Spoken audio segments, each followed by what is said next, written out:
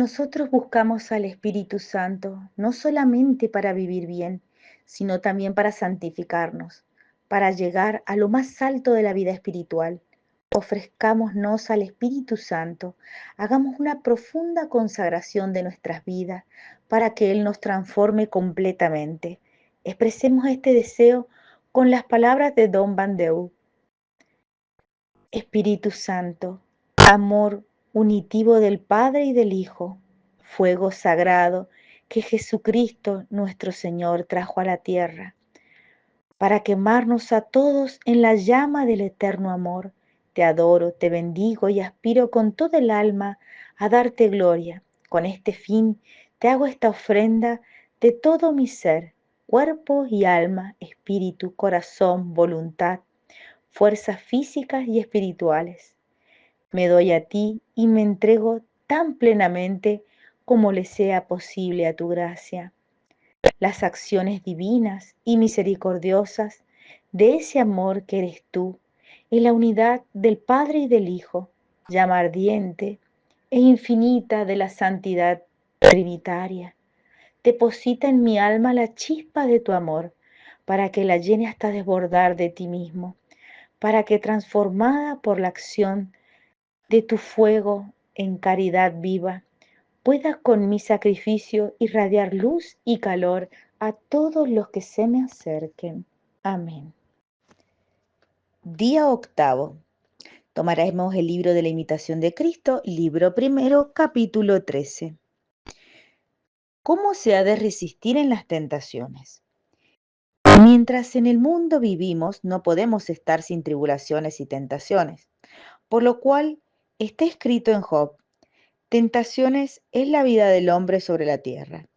Por eso cada uno debe tener mucho cuidado acerca de la tentación y velar en oración, porque no hay el demonio lugar para engañarle, que nunca duerme, sino busca por todos lados a quien tragarse. Ninguno hay tan santo ni tan perfecto que no tenga algunas veces tentaciones, y no podemos vivir sin ellas. Mas las tentaciones son muchas veces utilísimas al hombre, aunque sean graves y pesadas, porque en ella es uno humillado, purgado y enseñado. Todos los santos, por muchas tribulaciones y tentaciones, pasaron y aprovecharon, y los que no las quisieron sufrir y bien llevar, fueron tenidos por malos y desfallecieron. No hay orden ni religión tan santa ni lugar tan secreto donde no haya tentaciones y adversidades. No hay hombre seguro del todo de tentaciones mientras que vive, porque nosotros mismos está la causa de donde vienen, pues que nacimos con la inclinación al pecado. Pasada una tentación o tribulación, sobreviene otra, y siempre tendremos que sufrir, porque se perdió el bien de nuestra primera felicidad. Muchos quieren huir de las tentaciones y caen en ellas más gravemente. No se puede vencer solo con huirlas. Con paciencia y verdadera humildad nos hacemos más fuerte que todos los enemigos. El que solamente quita lo que se ve y no arranca la raíz, poco aprovechará, antes tornarán a él más presto las tentaciones y se hallará peor. Poco a poco, con paciencia y buen ánimo, vencerás con el favor divino, mejor que no con tu propio conato y fatiga. Toma muchas veces el consejo en la tentación y no seas desabrido con el que está tentado. Antes procura consolarle como tú lo quisieras para ti. El principio de toda tentación es la inconstancia del ánimo y la poca confianza en Dios, porque como la nave sin timón, la llevan a una y a otra parte las olas. Así el hombre descuidado y que desiste de sus propósitos es tentado en diversas maneras. En muchos momentos en este peregrinar de nuestras vidas, seguramente vamos a tener muchas tentaciones. La sabiduría tal vez no está en tenerlo, porque somos seres humanos, hemos nacido con ese pecado original que solamente Jesucristo nos redimió de todos esos pecados. pagó hasta con su última gota de sangre por nosotros, para darnos la redención. La sabiduría está en no caer en esa tentación. Seguramente vamos a ser tentados porque es parte de nuestras vidas y vivimos como ovejas, a veces rodeados de lobos en el camino del Señor. Entonces, la sabiduría está en no caer en esa tentación. ¿Y cómo no vamos a caer? Tal vez una de las formas más sencillas es obrar siempre con la humildad de someter esta tentación al Señor y pedirle a Él que no nos permita, como dice nuestro Padre nuestro, no nos permita caer en la tentación, no nos permita caer. ¿Por qué? Porque podemos tal vez por fuera y aparentemente creer que lo hemos superado, pero si no tocamos la raíz, no vemos cuál es el verdadero problema, no ahondamos un poco más en cuál es, de dónde viene esa tentación, qué es lo que está pasando en mi vida, qué es lo que me está afectando tanto que me lleva a esto, y llevarlo a los pies del Señor y pedirle ayuda para que nos saque, nos libere de estas tentaciones que estamos teniendo. Él nos va a dar la fuerza, Él nos da la fuerza y nuestra Madre intercede en esa petición. Solamente Él nos puede sanar, nos puede liberar, solamente Dios, nadie más. Entonces, humildemente, pidamos al Señor que nos aleje de toda tentación, que no nos permita caer. Y si caemos, volver a levantarnos, pedir perdón. Señor, me equivoqué, estoy ante ti nuevamente, con las rodillas inclinadas hacia ti, para pedirte que me perdones, que me vuelvas a limpiar y que vuelva a seguir. La sabiduría está entonces en encontrar eso que tanto daño me hace, entregárselo al Señor y pedir que lo sane. Que así sea.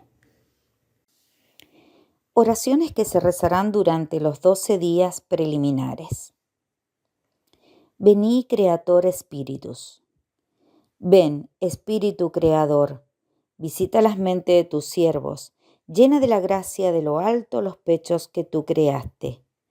Tú, que eres llamado Paráclito, don de Dios Altísimo, fuente, viva, fuego, amor y unción espiritual.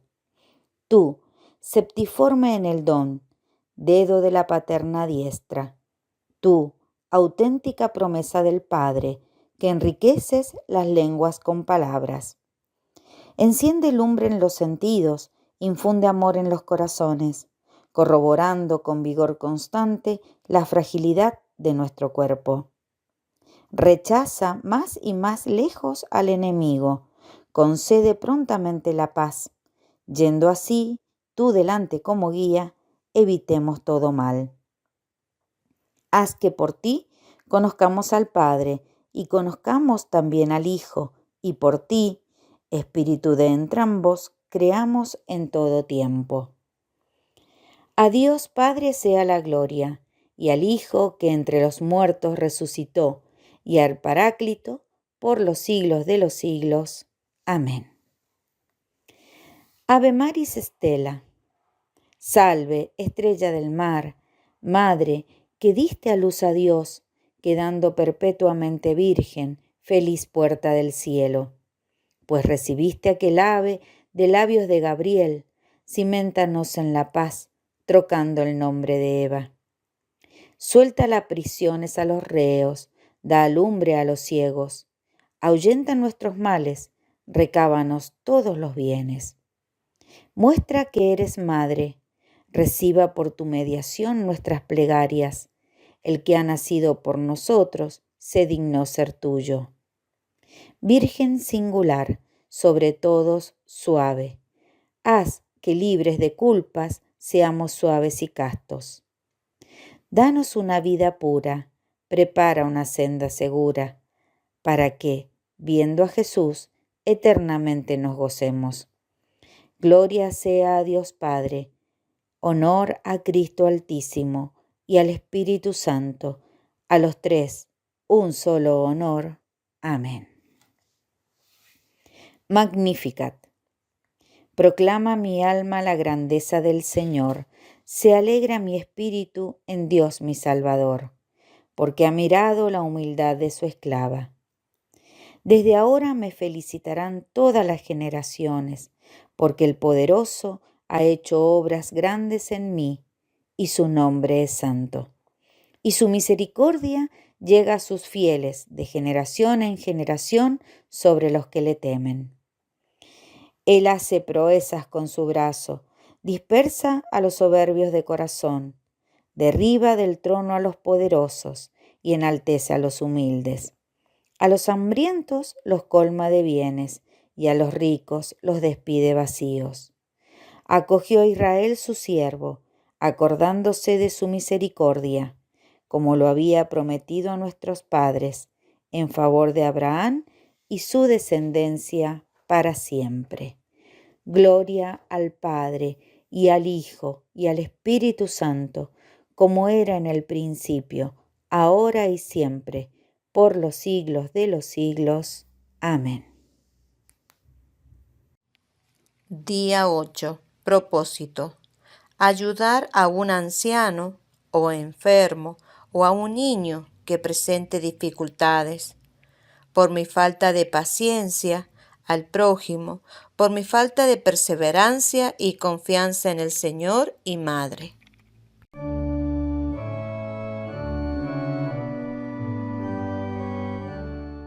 En el nombre del Padre, y del Hijo, y del Espíritu Santo. Amén. Ave María Purísima, sin pecado concebida. Cuando uno va por aquí, en donde me encuentro yo en Italia, en Florencia, hay un puente llamado el Puente Vecchio. Probablemente esto se dé en otros lugares, pero yo lo he visto solamente ahí. Me llamó mucho la atención haber visto en una parte de ese puente, en unas rejas, toda llena de candados, pero llena de candados. He visto que en otros lugares también se realiza. ¿Y eso qué es? Es porque los novios, cuando se comprometen, van a ese lugar y como símbolo de ese amor que los une, dejan un candado cerrado, sin llave, como símbolo de esa unión estrecha entre enamorados. ¿Qué quiero decir con esto? Que llama mucho la atención que a algunos les escandalice la palabra esclavitud de amor a la Virgen. Muchas veces me ha pasado a mí, les va a pasar a ustedes cuando lo cuenten, que algunos se escandalizan si uno le dice: yo hice la consagración de esclavitud mariana. No, esclavitud, qué feo. Llamémosla amistad con la Virgen. Somos amigos de la Virgen, no somos esclavos de la Virgen. Y me lo han dicho muchas personas. Hemos intentado buscar en cuáles lenguas no estaba traducido el Tratado de la Verdadera Devoción, porque queríamos ofrecer esto, dado que nosotros vivimos en un lugar donde se hablan muchas lenguas, y por gracia de Dios pudimos traducirlo, por ejemplo, la primera traducción que existió al albanés. Pero, por ejemplo, en alemán había una traducción, pero habían quitado la palabra esclavitud, por ser demasiado fea, desagradable. Pero eso es extraño, eso no es así. La palabra esclavitud es fea cuando es por la fuerza, cuando es por obligación, pero cuando es por amor, es algo que a los novios hasta les gusta, les causa, es motivo de mayor unión para ellos. Una vez escuché una charla de Wilson Tamayo, de nuestros queridos amigos de Lazos de Amor Mariano, que llevan adelante también la promoción de esta consagración con tanto fervor realmente. Él ponía un ejemplo que no recuerdo bien los particulares, pero muy claro, de un amigo que tenía una novia y que todos los días la buscaba a la mañana temprano en una moto, la llevaba a la universidad, la iba a buscar y casi que no comía, pero se tenía que levantar muy temprano para poder acompañar a la novia, y que los amigos en el momento bromeando y un poco tomándole el pelo le decían: pero qué que eres un esclavo de tu novia, ¿no? Como se bromea muchas veces. Y este muchacho les decía, claro, ustedes no me entienden porque ustedes no están enamorados. Y eso está muy bien. Es así, es una esclavitud en cierto sentido agradable, porque se hace por amor. En realidad la palabra esclavitud tiene un contenido malo por esa esclavitud forzada, injusta del pasado, que puede darse incluso en nuestro tiempo, pero esa unión, esa pertenencia absoluta solamente tiene una palabra, la palabra es esclavitud. Porque cuando se ha querido cambiar la palabra esclavitud, a mí me parece, no se comprende la doctrina de San Luis María sin esa palabra. Se la entiende de una manera muy secundaria, como rebajándola demasiado, diluyéndola demasiado. Porque la esclavitud significa pertenencia total, total y absoluta, que no queda nada, ni siquiera el fruto del propio trabajo es para el dueño. Eso es un esclavo.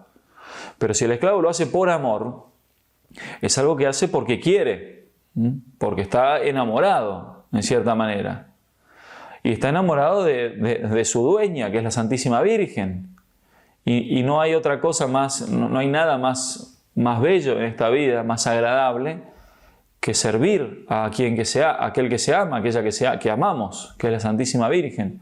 Por eso la segunda verdad que va a hablar San Luis María es esa condición de esclavitud que tenemos, tanto de Cristo como de la Virgen. Es decir, Jesucristo nos compró con su sangre y nosotros nos obligamos a seguirlo, a imitarlo. Nosotros de Él esperamos su herencia, la herencia que es el cielo, es la gracia en esta vida y el cielo en la otra. Pero para eso vamos a obedecerle, vamos a servirle, porque merece ser servido, porque es una alegría servirle, especialmente porque lo amamos. Entonces, cuando nosotros somos esclavos de Cristo, nada se opone a decir somos también esclavos de la Virgen. San Luis María va a hacer toda la distinción y aunque él da una cierta libertad, él dice a veces, si no lo quieren llamar así, esclavos de la Virgen, llámenlo esclavos de Jesucristo, llámenlo como quieran. Pero a nosotros nos parece que para ser coherentes con San Luis María hay que llamar las cosas por su nombre. Queremos ser esclavos de María, porque solamente el esclavo entrega absolutamente todo su ser y su obrar, sin quedarle absolutamente nada para sí. Esta consagración que propone San Luis María es solo para un alma generosa, para aquel que realmente generosamente quiere entregarse por completo. No quiere entregarle mucho, no quiere entregarle muchísimo, sino que quiere entregar todo, absolutamente todo lo que es, lo que posee. Le entrega las situaciones, le entrega sus cruces, hasta sus pecados para que ella los destruya, pero todo le entregamos a la Virgen. Por eso la palabra es esclavitud. Y así como un hijo es tan hijo de su padre como de su madre, así un esclavo de Jesucristo es tan esclavo de Jesucristo como de la Virgen. Y no hay oposición. Y no hay en esto ningún mal. Al contrario. Es una forma de pertenencia a Dios mismo, que también vehiculada por esa pertenencia total a la Virgen, como lo hemos tantas veces dicho y tantas veces San Luis María va a insistir. Por eso ser esclavos de Jesucristo es ser esclavos de la Virgen.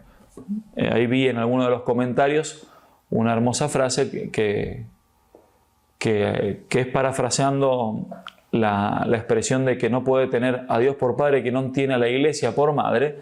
Nosotros podemos decir perfectamente con San Luis María, no puede tener a Dios por Padre que no tiene a María por Madre. Sigamos adelante entonces con mucha generosidad, con mucha entrega. Nuestra felicidad depende, nuestra alegría depende de nuestra generosidad. Por eso sigamos adelante y no nos dejemos desanimar por el hecho de que todavía estamos al inicio. Al contrario, los frutos que promete esta devoción son demasiado grandes como para considerar demasiado esfuerzo el que estamos haciendo. Un saludo a todos, que Dios los bendiga.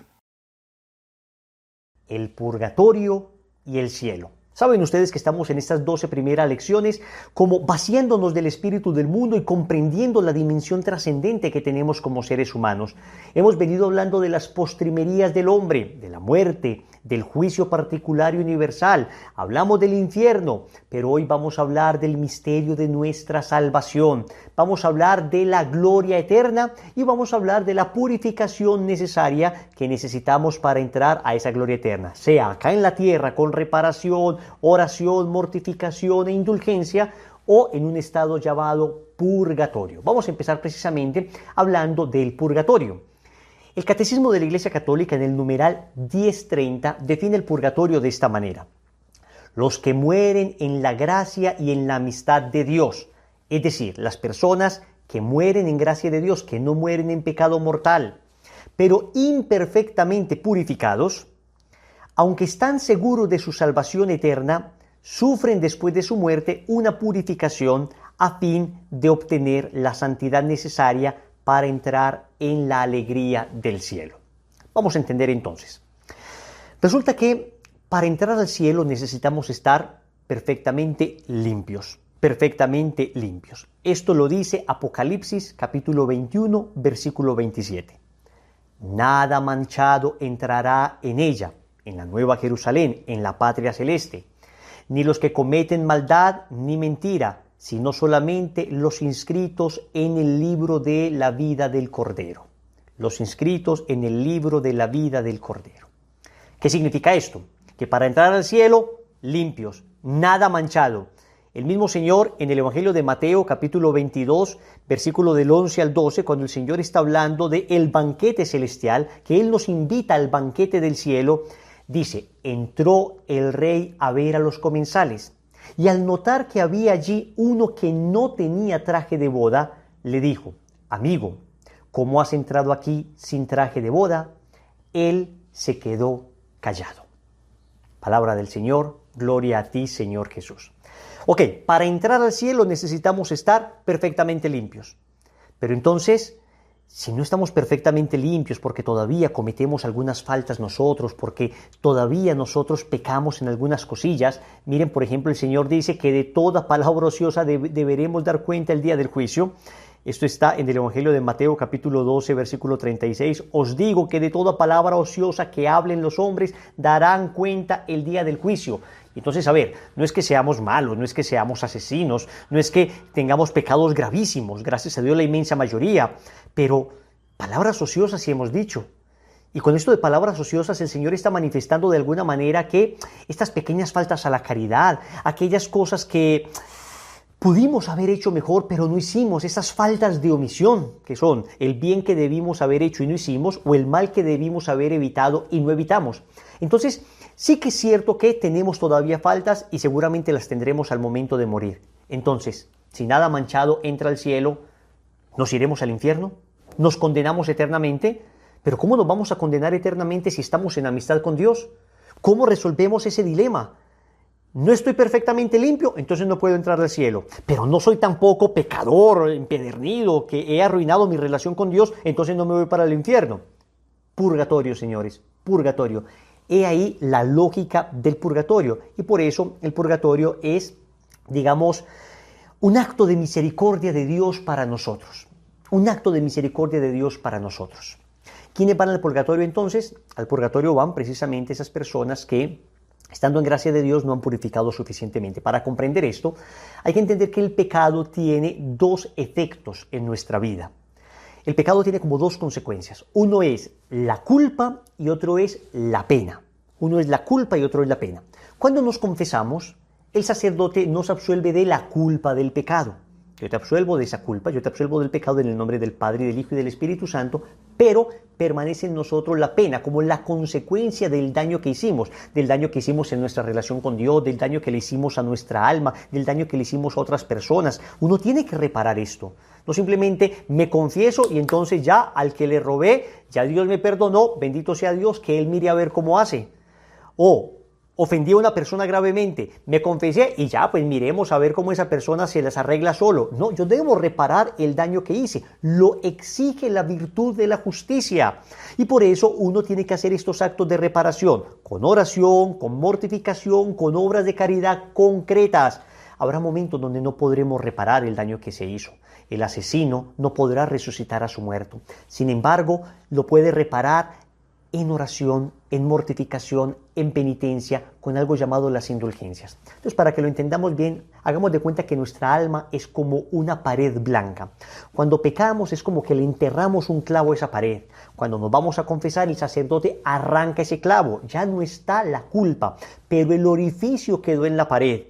Necesitamos revocar, necesitamos resanar, necesitamos curar esa pared. Entonces, las famosas indulgencias lo que hacen es precisamente aplicar los méritos de Cristo por voluntad de la Iglesia para que esa pared sea resanada.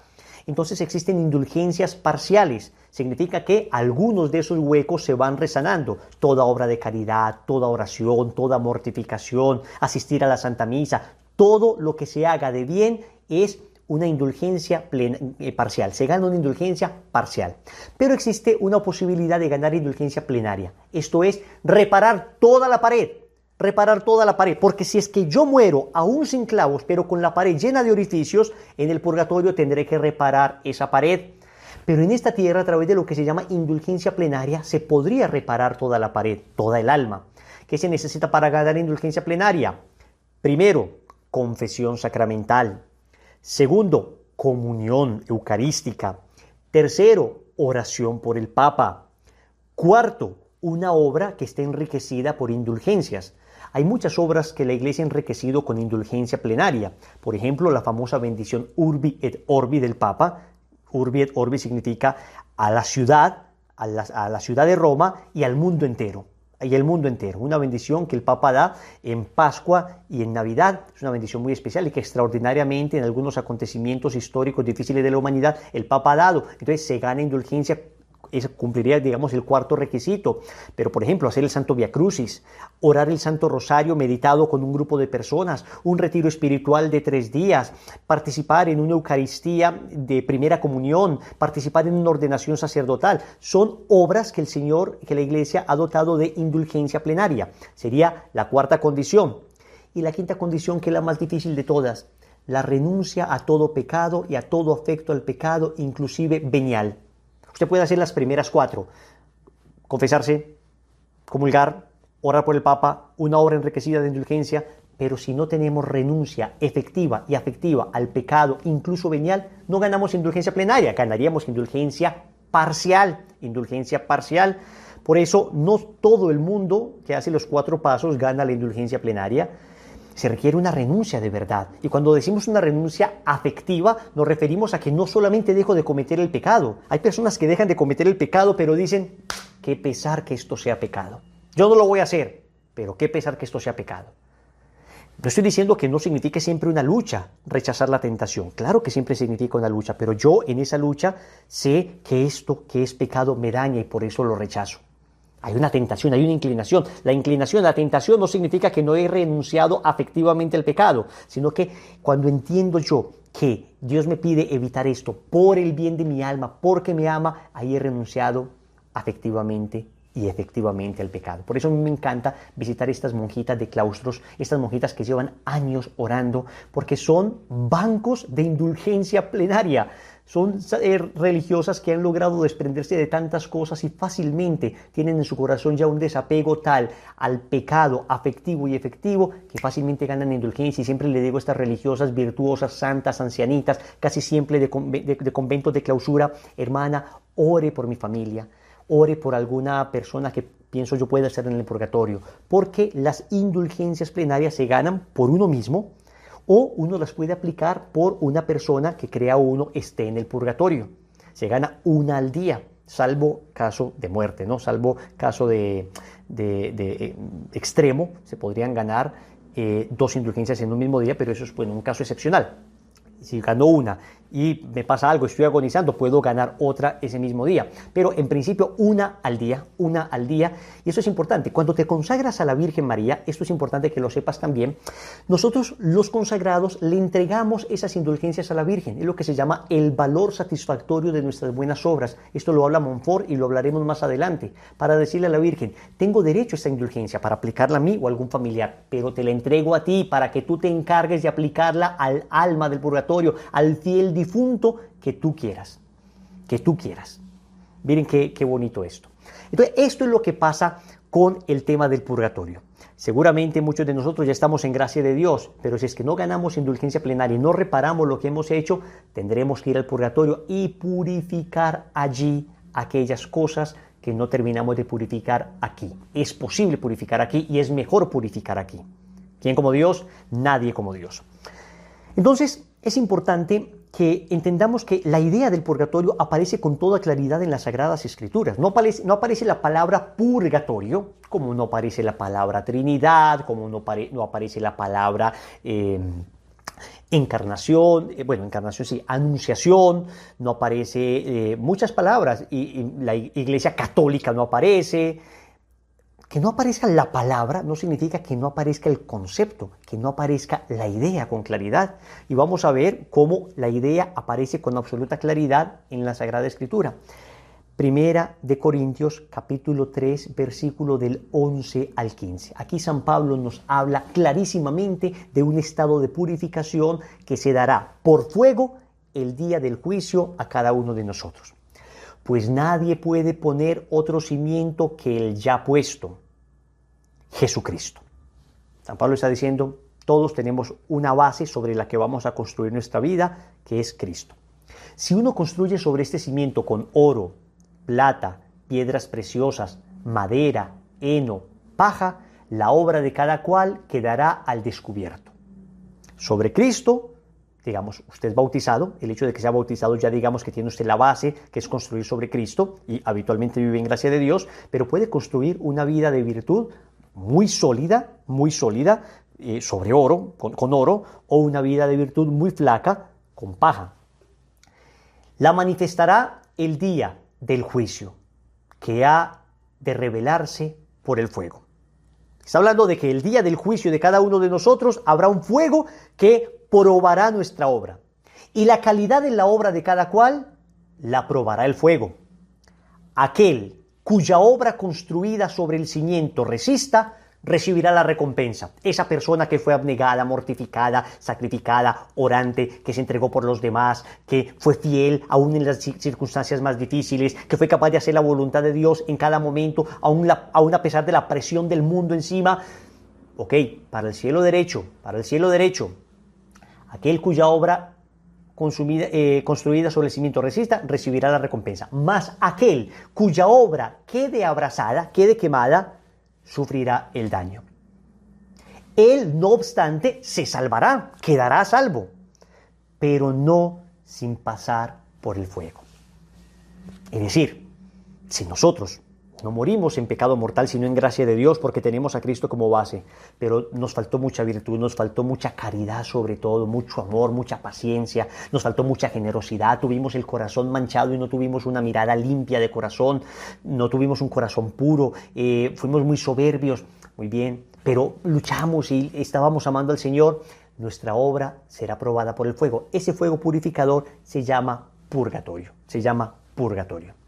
También en el Evangelio de Mateo, en el capítulo 12, versículo 31 y 32, dice el Señor, por eso os digo, todo pecado y blasfemia se perdonará a los hombres, pero la blasfemia contra el Espíritu Santo no será perdonada. Y al que diga una palabra contra el Hijo del Hombre, se le perdonará, pero al que la diga contra el Espíritu Santo, no se le perdonará, ni en este mundo, ni en el otro. Más adelante podremos ver que es el tema del pecado contra el Espíritu Santo, que básicamente es la obstinación, el no querer convertirme. A pesar de que Dios me da todas las ayudas, o por desesperación, o por presunción, no me quiero convertir. Pero lo que nos interesa de este texto hoy es esta expresión final. No se le perdonará ni en este mundo, ni en el otro, ni en esta vida, ni en la otra. El Señor está hablando de pecados que se perdonan en esta vida y en la otra, y de pecados que no se perdonan en esta vida ni en la otra. ¿Cuál es el único pecado que no se perdona ni en esta vida ni en la otra? El pecado contra el Espíritu Santo. ¿Y qué es el pecado contra el Espíritu Santo? Wilson, pero si tú nos has dicho que todo se perdona. Claro, el pecado contra el Espíritu Santo sería creer que mi pecado es tan grande que Dios ya no me puede perdonar. Entonces no es porque Dios no lo quiera perdonar, sino porque el pecador ya no cree o merecer el perdón de Dios o necesitar el perdón de Dios. Por eso la gracia de Dios no logra entrar a esa persona, que se vuelve impermeable a la gracia. Ese pecado no se perdona ni en esta vida ni en la otra. En cambio, el que se arrepiente, el que pide perdón, no importa lo que haya hecho, es perdonado en esta vida o en la otra, en el purgatorio. ¿Quién como Dios? Nadie como Dios. Debemos decir una palabrita también sobre los fieles difuntos. He dicho muchas veces almas del purgatorio, fieles difuntos. Sé que a algunas personas el lenguaje alma del purgatorio les suena como dualismo, pero ¿por qué la persona debemos orar es por el fiel completo, no solo por su alma que está en el purgatorio? Esto lo explicamos en la lección de la muerte. Les invito para que se remitan allá, donde explicamos que al hablar de alma y cuerpo estamos hablando de una dualidad de elementos que no es dualismo. Y esto está muy bien soportado por un documento de la Pontificia Comisión Teológica Internacional, que habla de la necesidad para explicar la escatología, para explicar las postrimerías, para explicar los novísimos, de hablar de alma y cuerpo. Pero hablemos pues de los fieles difuntos. Tenemos que orar por los fieles difuntos. Tenemos que tener una especial caridad con estas personas que se encuentran en este momento purificando y que no pueden hacer nada por ellos mismos más que esperar purificar y más que esperar recibir nuestras oraciones. Por eso en cada rosario decimos: a ánimas del purgatorio, quien las pudiera aliviar, que Dios las saque de penas y las lleve a descansar, y rezamos un Padre Nuestro, Ave María y Gloria. Por eso en la misa ofrecemos por ellos, para que el Señor les conceda la gracia de salir rápidamente del purgatorio y llegar al cielo. Del purgatorio ya no se puede devolver una persona al infierno. El que está en el purgatorio ya se salvó, ya lo que sigue es el cielo, sí o sí, sí o sí. Pero entonces debemos tener una especial caridad, un especial acto de amor con estas personas, especialmente con nuestros familiares. ¿Quién como Dios? Nadie como Dios. Pero hablemos del cielo, porque entonces del purgatorio llegamos al cielo.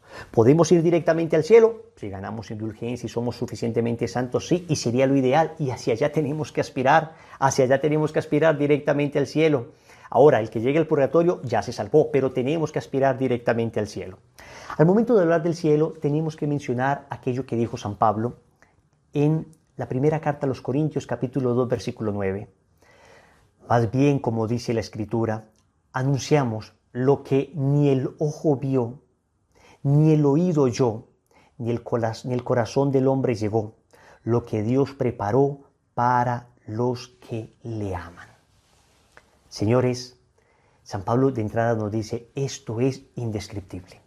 Esto es indescriptible. Cualquier cosa que digamos nosotros del cielo quedará corta. Cualquier imagen, por fabulosa que nos soñemos, cualquier cosa que podamos expresar, juntando todos los bienes de la humanidad, sumando todos los bienes sin mezclar mal alguno, es poco en proporción a lo que será el cielo y la gloria a la que hemos sido llamados. Para comprender un poquito, para rasguñar un poquito lo que es el cielo, pensemos cuánto costó el hecho de que tú y yo nos pudiéramos salvar. ¿Sabes cuánto costó? La sangre de Cristo. La sangre de Cristo costó que todo un Dios se hiciese hombre y muriera en una cruz de la forma más ignominiosa. Esto fue lo que costó el hecho de que tú y yo nos pudiéramos salvar. Si vemos el costo, entendemos el valor. Si vemos el costo, entendemos lo que será, comprendemos cuánto vale, y valió la sangre de Cristo. Recordemos ese bello pasaje del Evangelio de San Juan, capítulo 3, versículo 16. Tanto amó Dios al mundo que entregó a su Hijo único para que todo el que crea en Él no perezca, sino que tenga vida eterna. ¿Cuánto es el cielo? ¿Cuán importante, cuán bello, cuán hermoso es que costó la sangre de Cristo?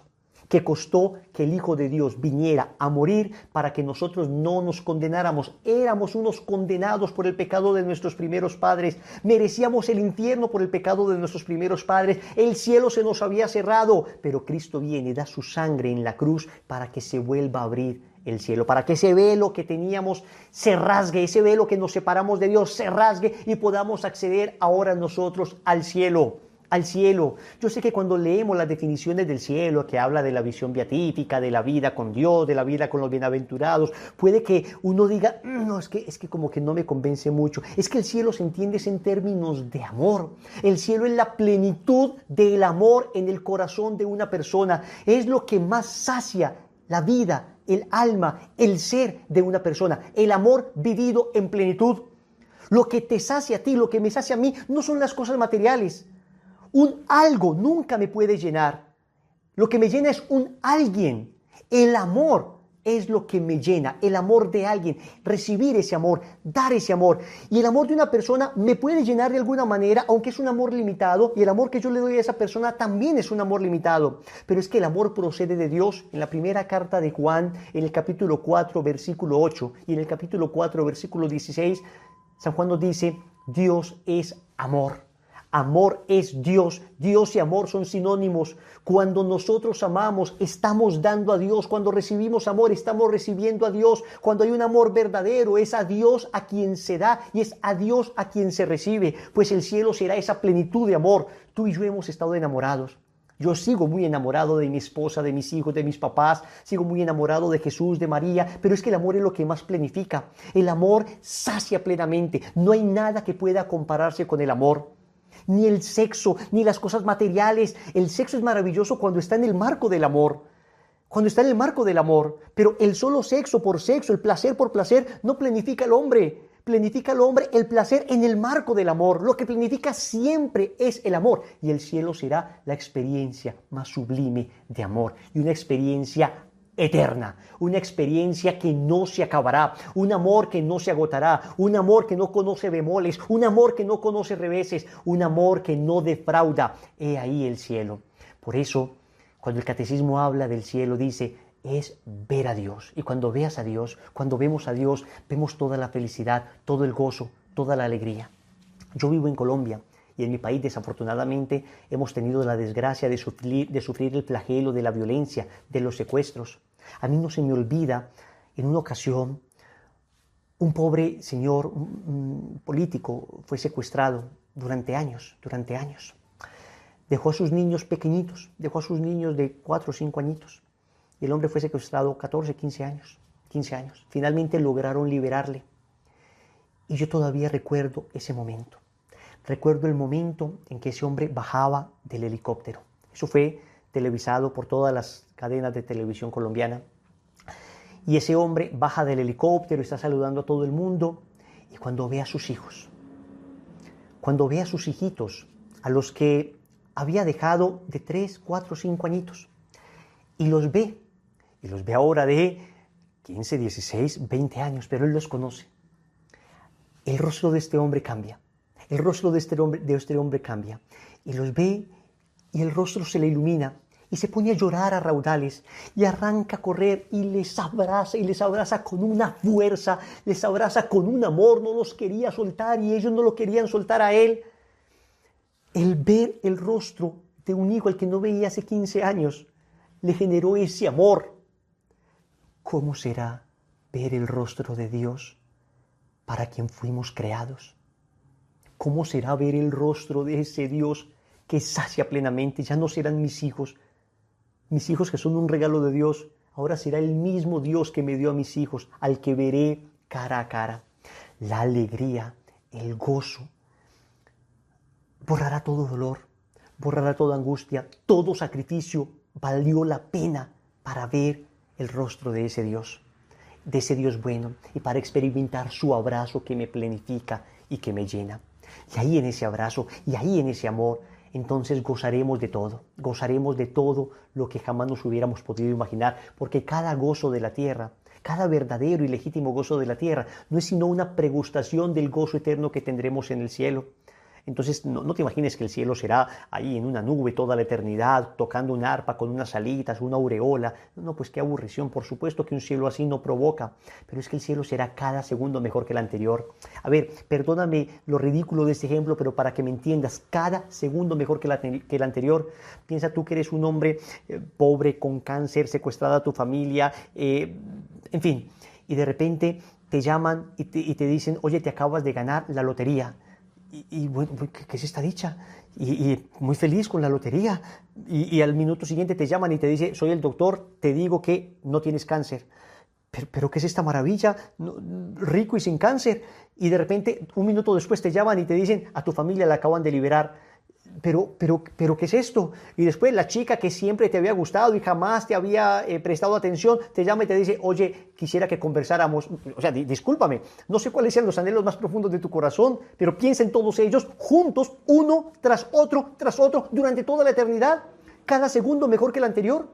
Cada segundo mejor que el anterior. Un sacerdote, el padre Clemente González, describe el cielo así.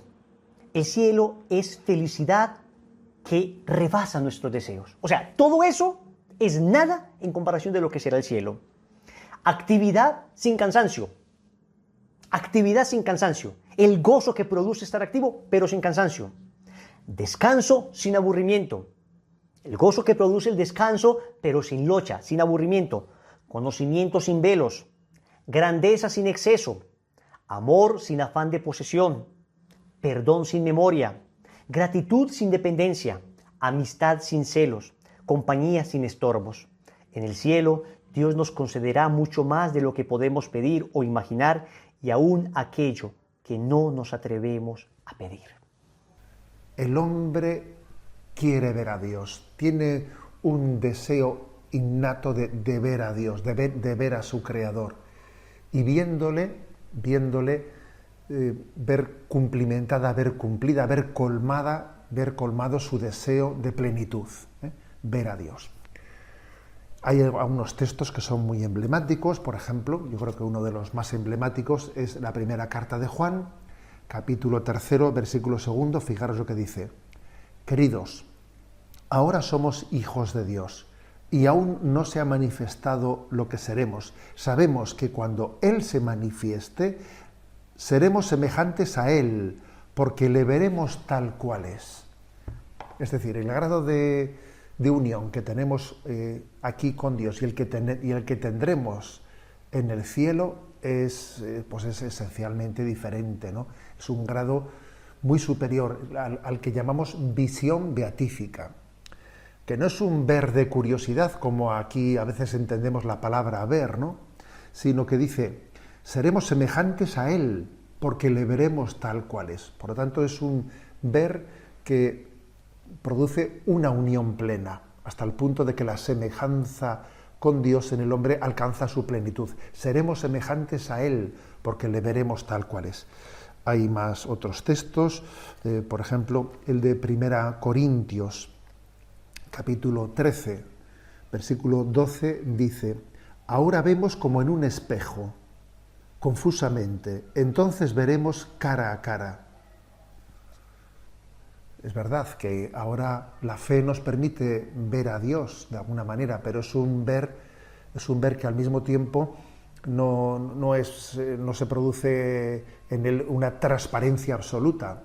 Es un ver que está un tanto velado, ¿eh? La fe nos permite ver a Dios, pero de una manera velada al mismo tiempo. La fe tiende a la visión, ¿eh? Con la fe no nos sentimos, con el grado de conocimiento de Dios que tenemos con la fe, no nos sentimos plenamente satisfechos, aspiramos a la visión de Dios. Bien, por lo tanto, ¿qué es el cielo? Es ver a Dios fundiéndonos con Él, ¿no? Haciéndonos un solo corazón con Él. La segunda explicación que se da de qué es el cielo es estar con Dios, estar con Cristo, estar con Él. Fijaros que la explicación ha comenzado diciendo: se entiende por cielo el estado de felicidad. Podría haber dicho el sitio. El cielo es un sitio, pero la Iglesia no lo explica como un sitio, ¿eh? Es verdad que el Señor, cuando habla el propio Señor en el Evangelio, la propia Iglesia cuando predica, es que estamos en unas coordenadas espaciotemporales y obviamente no tenemos más remedio que, para entendernos, hablar del cielo como un lugar. El propio, fijaros, ¿no? Pues el propio Evangelio de San Juan, capítulo 14, versículo 3, dice: cuando vaya y os prepare un sitio, así lo dice el Señor, cuando vaya y os prepare un lugar, volveré y os llevaré conmigo, para que donde estoy yo estéis también vosotros. O sea que es inevitable que utilicemos categorías espaciotemporales. Cuando vaya allí y os prepare un lugar, os llevaré conmigo. Pero obviamente la clave del cielo no es el lugar, el sitio, entre otras cosas, porque un cuerpo resucitado, uno después de la resurrección, no es que necesite un espacio y un tiempo como el que nosotros en esta tierra tenemos, ¿no? Sino que el cielo, como dice este punto del catecismo, lo definimos como un estado, ¿qué es la esencia del cielo? Estar con Dios, estar con Él, y estando con Él estamos pues plenamente felices, ¿no? A mí me suele gustar pues subrayar para iluminar este aspecto, ¿no? Entender que el cielo estaba en la cueva de Belén, donde el Hijo de Dios se había encarnado. Ese era el cielo, ese era el cielo. Solo que los que allí fueron a adorarle, aquellos pastores, aquellos magos de Oriente, no tenían la plena capacidad de adoración, de conocimiento, de verle plenamente, ¿no? Como la tendrán en la visión beatífica del cielo. Pero el cielo, repito, no es un sitio. A veces algunas sectas, cuando nos dan algunos folletos pues de publicidad o de propaganda hablando del paraíso, pues subrayan el paraíso pues unos jardines maravillosos, unas frutas pues esplendorosas, unas fresas, y entonces parece que con esa manera de presentar el cielo se está subrayando algo que es accidental. El cielo será unos jardines y unos ríos y unos paisajes maravillosos. A ver, eso no deja de ser deformar lo que es el don de la vida eterna. Lo principal del cielo no es el sitio, no, es estar con Él, estar con el Señor, hacer de Él el tesoro de nuestro corazón, ¿no? Hay una cita de San Ambrosio que es preciosa, que dice: pues la vida es estar con Cristo. Donde está Cristo, allí está la vida, allí está el reino, allí está, donde está Cristo, allí está el cielo. Él es el cielo. Bien, este aspecto es muy importante. Y luego, como os decía, este punto 209 al final, para explicar en mayor profundidad teológica qué es el cielo, nos ofrece una cita de San Cirilo de Jerusalén y dice: la vida subsistente y verdadera es el Padre, que por el Hijo y en el Espíritu Santo derrama sobre todos sin excepción los dones celestiales. Gracias a su misericordia, nosotros también, hombres, hemos recibido la promesa indefectible de la vida eterna. O sea que el cielo es vivir la vida de la Trinidad, es vivir incluidos en esa familia celestial, en esa familia trinitaria, en esa familia del Padre, del Hijo y del Espíritu Santo, en el que todos los salvados en el cielo somos incluidos con ellos por toda la eternidad.